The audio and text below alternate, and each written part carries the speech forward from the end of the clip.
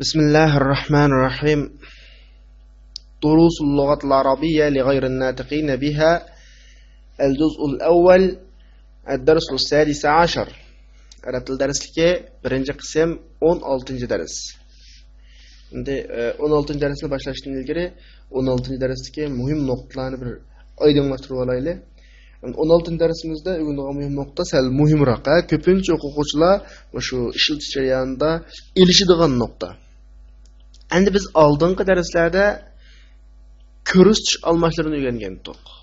Masalan, yaqinni ko'rsatish almashlari haza erlik, hazihi ayollik, haulai nima ko'plik. Yiroqni ko'rsatish almashlari zalika erlik, tilka ayollik, ulaika nima ko'plik. Bu bir. Ondan keyin biz kishilik almashlarini o'rgangan edik. Huwa erlik birlik, hum erlik ko'plik, hiya ayollik birlik, hunna ayollik nima ko'plik. Endi mushu ikki tarafda kishilik almashning ama ikkinchi birinchi shaxs emas, uchinchi shaxs. Huwa hum hiya hunna. Ondan keyin tilka zalika ulaika haza hazihi haulai qatorliq mushu taraflarda azroq odamni ilishtiradigan bir tarafi bor. Qanday desanglar? Biz yuqorida degan qoidalarning hammasi biz odamga o'xshash aqlliq narsalarga biz yuqorida degan o'lcham bo'yicha ishlatiladi. Masalan, erlik birlikka huwa, ayollik birlikka hiya, erlik ko'plikka hum, ayollik ko'plikka hunna, erlik birlikka haza, ayollik birlikka hazihi, erlik va ayollik ko'plikka o'rtaq qoldi haulai. Ondan keyin yiroqni ko'rsatmoqchi bo'lsak, erlik birlikka zalika, ayollik birlikka tilka, ayollik erlik o'rtaq ko'plik ishlamoqchi bo'lsak, ularga ishlatamiz, shundaymi? Ammo jonsiz narsalarga yoki jonli bo'lsa-mu, aqlsiz masalan hayvonlarga, qushlarga ishlatgan vaqtimizda ko'plikni asosan ishlatmaymiz. Mayli ayollik olsun, mayli erlik olsun, ko'plikka qanamallam ayollik birlik shaklda keltirsak bo'laveradi. Masalan, kitob ko'plikka nima kutub. Buningga almash ishlatmoqchi bo'lsak, kishilik almash ishlatmoqchi bo'lsak, nima deb ishlatamiz? Hiya kutub deb ishlatamiz. Agar haulai yoki hum hunna degandek narsalarni ekanmaymiz. Narli mayli ayollik shakldagi, mayli erlik shakldagi olsun, jonsiz, aqlsiz narsalar bo'ldi ekan, buning ko'pligiga ayollik birlik ishlatiladi. Masalan, bu kitoblar demoqchi bo'lsak, hazihi kutubun deymiz. Au kitoblar demoqchi bo'lsak, tilka kutubun deymiz. Mush nuqtaga diqqat qilsak, biz elishmaymiz. Masalan, kitobning eng oxiridagi yaqinni ko'rsatadigan asmlar qaranglar. Asmaul ishorat lil qari degan qarasanglar, haza talib haulai tullab, hazihi taliba haulai talibat. Odamdek aqlliq narsalarga haulai ishlatiladi. Zalika talib ulaika tullab, tilka taliba ulaika talibat. Ma'noda odamga ulaika ishlatiladi. Endi aslidagi qaranglar. Aqlsiz yaqinni ko'rsatadigan narsalarga haza bayt, hazihi buyut, hazihi sayyara, hazihi sayyarat. Mayli bayt degandek erlik shakldagi ism, mayli sayyara degandek ayollik shakldagi ism bo'lsin, buning ko'pligiga ayollik birlik shaklda ishorat qilinadi. Zalika baytun tilka buyut, tilka sayyaratun tilka sayyarat. Mana yiroqni ko'rsatgandami ko'plikka mayli erlik shakldagi buyut o'xshash ko'plik bo'lsin, mayli ayollik shakldagi sayyarat o'xshash ko'plik bo'lsin, o'xshashlar tilka ishlatiladi. Shu nuqtaga diqqat qilsak bo'ldi. Esingizda bo'lsin. Jonsiz yoki jonliq bo'lsin, aqlsiz narsalarning ko'pligiga ko'rsatish almash va kishilik almash ishlatish to'g'ri kelib qolsa, ayollik birlik shaklda ishlatamiz. Mana bu bugun darsimizdagi asosli qoida. Endi bu nuqtaga asosan biz tekstni o'qib boqaylik. Yangi so'zlik yo'q ekan, الدرس السادس عشر. لمن هذه الأقلام يا محمد؟ هي لي يا أستاذ. هي جميلة جدا.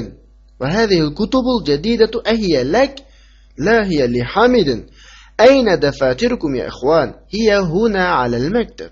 mana mush jumlaga diqqat qilaylik. Liman hazihi al-aqlam ya Muhammad. Muhammad, bu qalamlar kimning? Qaraylik.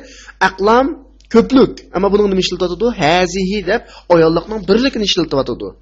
Hiya li ya ustaz. Ustaz, u mening. Hiya ayollik birlikni ishlatiladi. Hiya deb.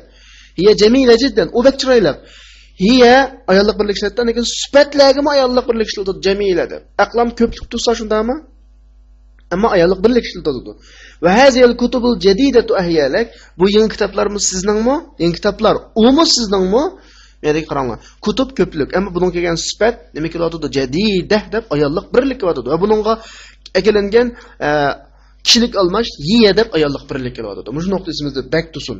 Nurg'un o'quvchilar mush tarafda bak elishib ketadi. La hiya li hamid. Yaq ula hamid. Ama tarjima qilgan vaqtda sanalda bo'lsin, ko'plik kelgan ayollik birlik bo'lsin, u emas, ula deb tarjima qilamiz. Ma bir nuqta sanalda bo'lsin. Ayna tafatutkum ya ikhwan? Qarindoshlar, daftaringlar qayerda? Hiya. Ula huna alal maktab. Bu yerda ustalning ustida. Sanalda bo'lsin. Jonsiz yoki jonliq bo'lsin, aqlsiz narsalarga kishilik almash, ko'rish almash ishlatgan vaqtda ayollik birlik ishlatamiz. Va tarjima qilgan vaqtda ko'plik shaklda tarjima qilaveramiz. Sifat ishlatgan vaqtda o'xshashlar ayollik birlik sifat ishlatamiz. Bu nuqta bak muhim nuqta. Tamarin. Ko'nikmalar. Birinchi misollarni o'ylab baqing. Qaranglar. Birlikka haza talibun jadid huwa min amrika. Ko'plikka ha ulaytullahun judud hum min amrika. Aqlliqqa o'ziga mas holda birlik ko'plik ishlatadi. Ikkinchi misol qarab baqaylik. Haza kitabun jadid va min amrika. Hazihi kutubun jadida hiya min amrika. Endi aqlsiz narsalarga, jonsiz narsalarga birlik ishlatgan bilan ammo ko'plikka vaqtda ayollik birlik shaklda muomala qilyapmiz. Ma'no nuqtasida bo'lsin. Ikkinchi mashq tuvandagi jumladagi har mubtadoni ko'plikka aylantiring deydi. Masalan, baytni buyutga aylantiring, undan keyin mas holda, mas qadamda oldidagi ko'rish almashlar o'zgaradi. Albatta, masalan, baytni buyutga o'zgartgandan keyin hazihi o'zgaradi. Najmni nujum o'zgartgandan keyin haza nima o'zgaradi? Hazihi. Chunki jonsiz narsalarning ko'plik shakliga qanday muomala qilamiz? Ayollik birlik shaklda muomala qilamiz. Mushnoqni tunuq asosida qolganlarini tunib chiqsanglar bo'ladi. Uchinchisi, tuvandagi ismlarga yaqinga munosib qiladigan ishorat ismlari bilan, ko'rsatish ismlari bilan ishorat qiling. Hani haza, hazi, ha ularning qaysini qo'ysangiz qo'ying deydi. Masalan, rajulga nima deymiz? Haza. Rijalga ha ulai deymiz. Chunki bu nima? Aqlliq. Kalbunga haza. Kilob itning ko'pligi. Buni nima deymiz? Ha ulai demdiq. Yo'q, hazihi deymiz. Chunki bu aqlsiz o'g'achqa buni ayollik birlik ishlatamiz. Durus. Bu aqlsiz o'g'achqa, jonsiz o'g'achqa buni hazihi ishlatamiz. Mudarrisun. Bu aqlli o'g'achqa ha ulai ishlatamiz. Va qolganlarini shu bo'yicha ishlab baqsanglar bo'ladi. To'rtinchisi. Tundagi ismlarga munosib yiroqni ko'rish uchun kelgan tizaliga tilka ulayga qatorliq yiroqqa munosib ishoratli ko'rish ismlari bilan ishorat qilinadi. Yuqoridagilar o'xshash. Masalan, talibunga zalika erlik, birlik, shundami? Tullabunga ulayga erlik, ko'plik. Najmunga nima deymiz? Zalika deymiz shundami?